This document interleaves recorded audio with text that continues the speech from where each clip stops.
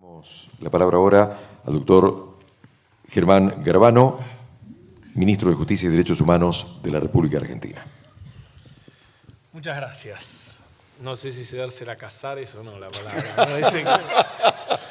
Bueno, buenas tardes a todos. La verdad que para mí es un gusto y un honor estar acá. Me siento de algún modo de entre casa, primero por la excelente atención del señor Procurador de la provincia de Mendoza, que es un gran anfitrión, y lamento perderme el programa que luce muy tentador. Yo ahora de acá me iré al aeropuerto y ya regreso para Buenos Aires. Pero la verdad que agradecer muy especialmente al Procurador, a todo su equipo, y agradecerles a todos ustedes la posibilidad de estar nuevamente en un evento de estas características, con tanta gente, con tantos fiscales de todo el país, muchas caras conocidas con las que hemos estado durante varios años compartiendo momentos de trabajo y también de esparcimiento. Yo lo que quiero es marcar algunos puntos, no voy a ser muy extenso, pero me parece que son centrales.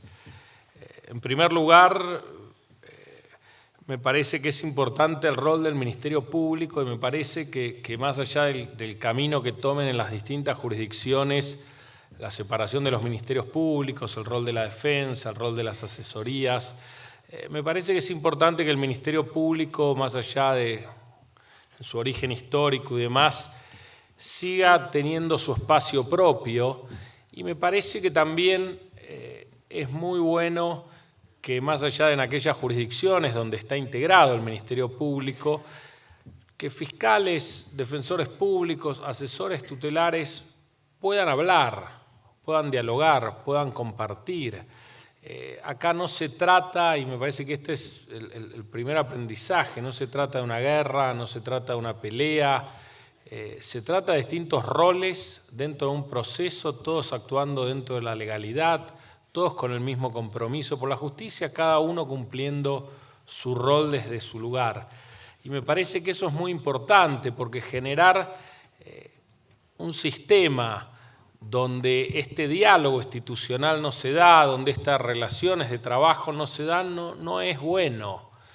Incluso cuando uno ve en muchos otros lugares, aún con las defensas particulares y con todos los actores, lo que nunca se debe perder en el marco del proceso es eso. Y muchas veces en Argentina, a veces por miradas ideológicas, a veces por peleas, diría Marx, en términos de la superestructura, termina perdiéndose esa necesaria coordinación institucional, lo cual no quiere decir nada malo. Es decir, que un defensor tenga buena relación con un fiscal o eventualmente con un juez no quiere decir que eso lo afecte a la hora de defender con todas las herramientas que tenga a su alcance a la persona a la cual tiene que defender, o que un fiscal, porque tiene buena relación con un defensor, no deje de llevar adelante la investigación y el caso de la manera que corresponda. Pero me parece que eso es un primer punto importante, y por eso me parece que estas jornadas donde en definitiva se siguen integrando los ministerios públicos en todas sus partes, me parece que son muy valiosas, porque creo que no hay que perder de vista ese rol. Y también es un momento para replantearse aquellas actitudes que yo, siendo fiscal general de la Ciudad de Buenos Aires, las sufrí mucho.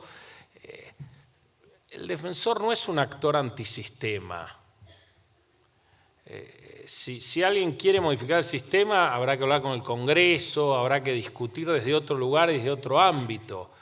El defensor, el asesor, son actores de un sistema con un rol marcado legalmente, y ese es el rol que deben cumplir. A mí me ha tocado, siendo juez en aquel momento de garantías, es decir, marcar algunas situaciones donde parecía que el defensor tenía más un interés ideológico, dogmático, en discutir una norma o en discutir una situación de estructura que en defender a su asistido. Y me parece que ahí perdemos la lógica, porque en definitiva ese asistido queda doblemente vulnerado, en realidad porque ni siquiera es la persona que lo tiene que representar la que lo representa de acuerdo a sus intereses, sino que a veces interfieren los propios intereses académicos, dogmáticos y demás de el actor judicial de turno. Esto también a veces sucede con los jueces, eventualmente también sucede con los fiscales en el ánimo de defender el interés de la sociedad. Y me parece que tenemos que empezar a mirar más sistémicamente cómo funciona en definitiva el Ministerio Público, cómo se relaciona con el Poder Judicial.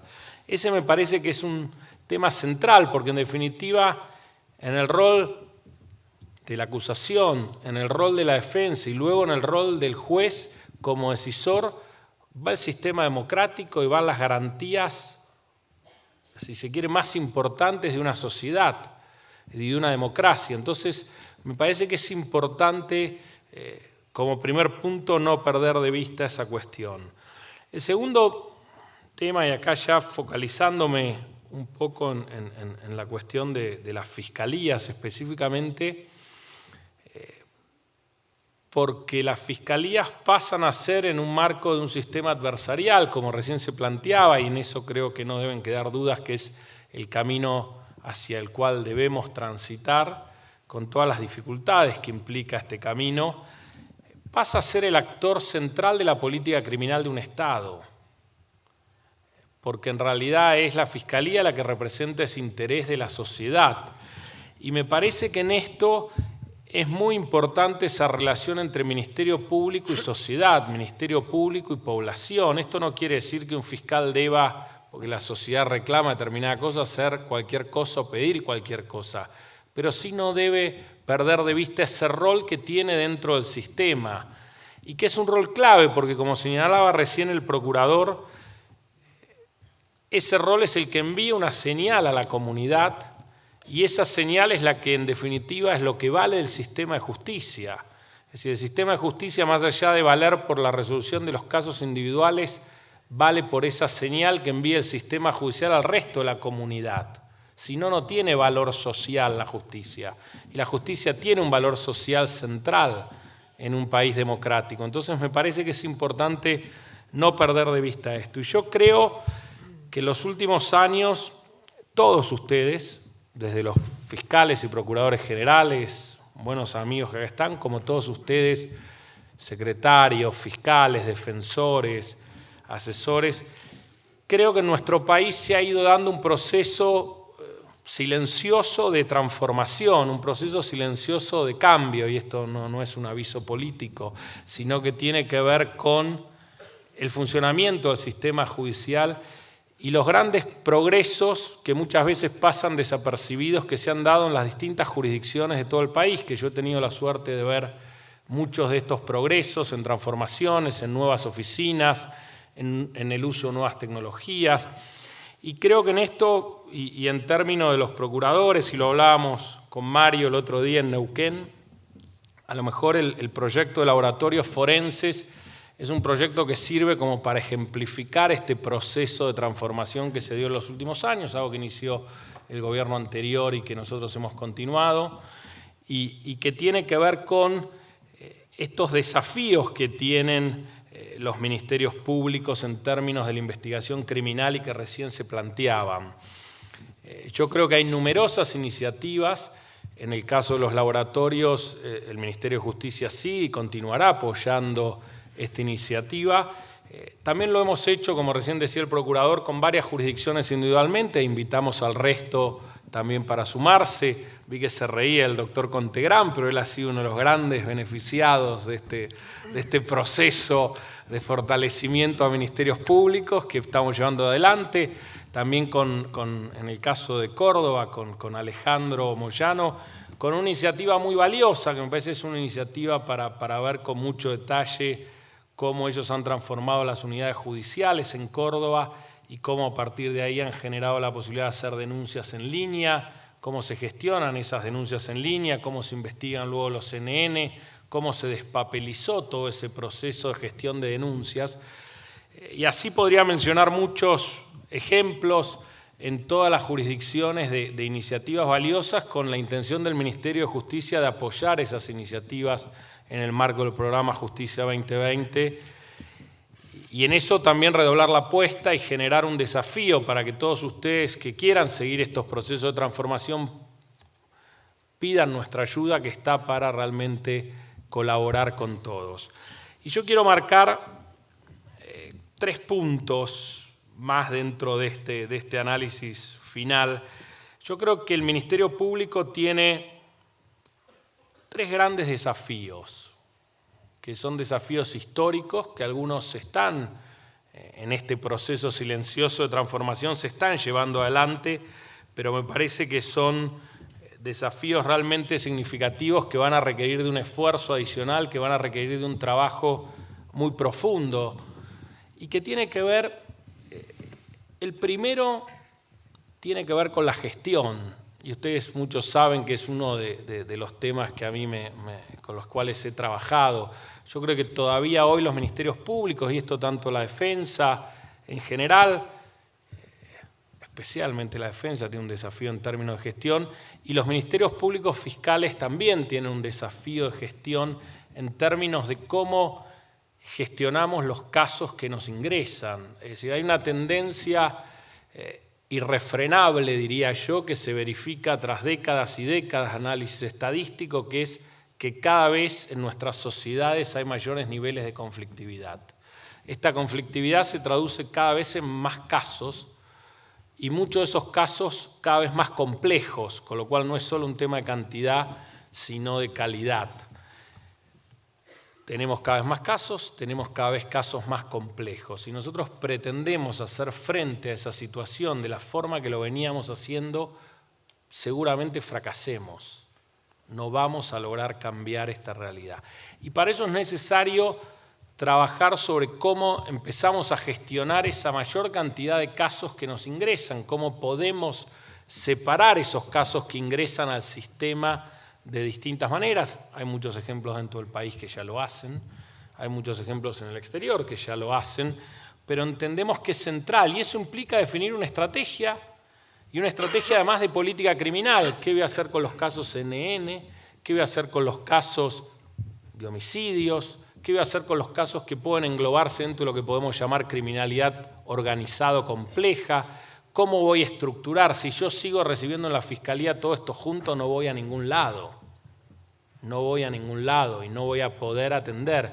Porque además el secreto de la política criminal no es lo que ha sido siempre un principio de oportunidad informal, que es decir, esto es más leve, entonces lo dejo de lado y me ocupo de lo más importante, porque eso se ha mostrado como claramente ineficiente, porque las organizaciones delictivas operan desde pequeños delitos, del robo de celular, hasta temas mucho más complejos como la trata de personas. Y eso muchas veces es la misma línea, es la misma organización, es la misma cobertura. Entonces ahí estamos equivocando el camino. Es decir, hoy el delito no se puede investigar individualmente. Es decir, cuando uno habla de robo de celular, yo no puedo investigar cada robo de celular que sucede en una ciudad. Hay organizaciones que se dedican a robar celulares o al menos a comprarlos y luego redistribuirlos. Entonces el cambio tiene que ser un cambio en la modalidad de investigación de esos casos y darles procesos distintos a estas cosas de cómo hacer frente a eso. Y eso implica definir una política criminal que es en un lugar y en un momento, porque el delito cambia, el delito muta, con lo cual esto tampoco no es algo estático, no es lo mismo el robo en el conurbano bonaerense que en Trelew o que en Mendoza, o en Mendoza no es igual que en Las Heras y no es igual que en San Rafael. Entonces hay que generar una política criminal específicamente para la problemática que uno tiene y para eso además necesito información. El otro punto que se vincula claramente a este primer punto tiene que ver con la investigación criminal. Argentina sigue sufriendo, y en esto los laboratorios han sido sin duda una ayuda, pero sigue sufriendo un déficit en términos de investigación criminal muy fuerte.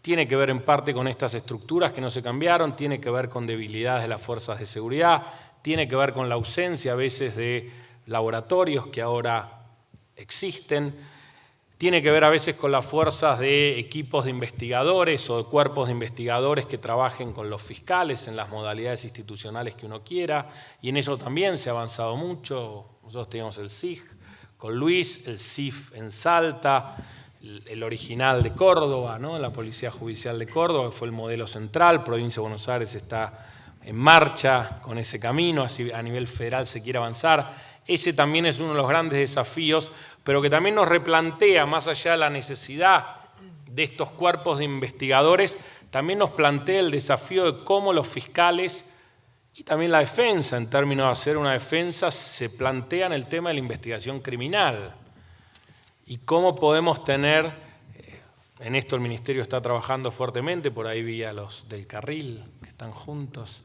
que han trabajado en este tema, pero acá es necesario realmente trabajar sobre la investigación criminal. Desde el caso Nisman hasta ahora la trágica desaparición de Maldonado, seguimos siendo ineficientes a la hora de investigar los casos, ni que hablar de complejas organizaciones delictivas, ni que hablar de cómo seguir el rastro del dinero, que es un tema central en términos de la criminalidad organizada, o de cómo seguir las cadenas que se generan en términos del delito. Entonces, me parece que ahí es un segundo punto sobre el cual hay que trabajar muy fuertemente.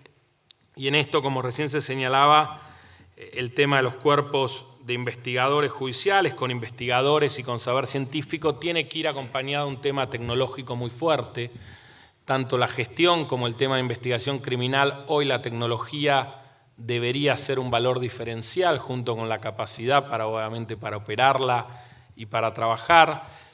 Hoy pasamos de las pruebas testimoniales a las pruebas tecnológicas, de los testigos a los videos, a los audios, a los mensajes de texto, a la ubicación de los celulares y a toda la información en torno de eso. Tenemos que ver cómo desde la cadena de custodia, acá Ricardo ha trabajado muchas de estas cuestiones, Ricardo Sáenz. Entonces me parece que ahí tenemos ese desafío, que es un desafío muy grande. Y el último y específico tiene que ver con la litigación, ¿no? Que también es algo que se ha puesto de moda, pero que también es muy importante. Y la litigación, y esto el sistema federal tiene un gran problema, que es que no litiga el mismo que investigó, digamos. La litigación se tiene que definir en el minuto 1, no al final. Es decir, uno cuando empieza de algún modo a recolectar pruebas y a producir la investigación, uno ya tiene que estar pensando cómo le va a presentar esas pruebas al juez al final del día o de los meses cuando uno llega a juicio oral. Entonces la litigación es mucho más que el tema de plantarse ante la defensa, ante un juez, hacer la cross-examination, interrogar a testigos, repreguntar, ser claro, ser conciso, ser específico. También tiene que ver con una estrategia que se definió en el inicio de la investigación, porque después si no llegamos y nos falta la prueba que necesitamos para sostener la hipótesis.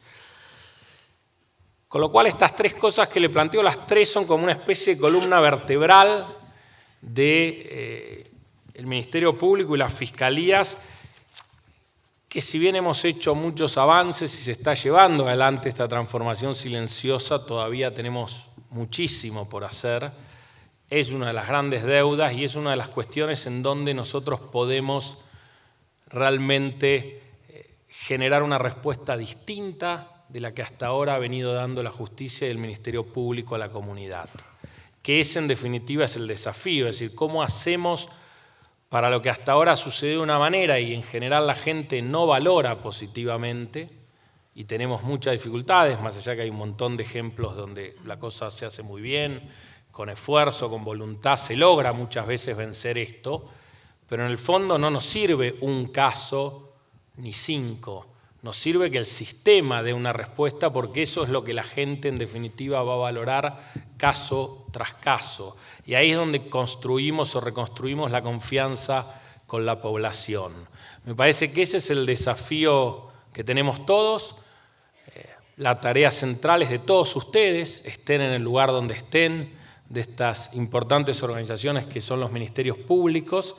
Y nosotros del Ministerio de Justicia estamos para ayudarlos en este proceso, con recursos, con capacidad técnica, del modo que a ustedes les parezca que los podemos ayudar, pero estamos para ayudarlos, sintiéndonos parte de este gran equipo, sí, creo un gran equipo en definitiva de gente que trabaja para el bien, en este caso, del sistema judicial y en definitiva del país. Muchas gracias.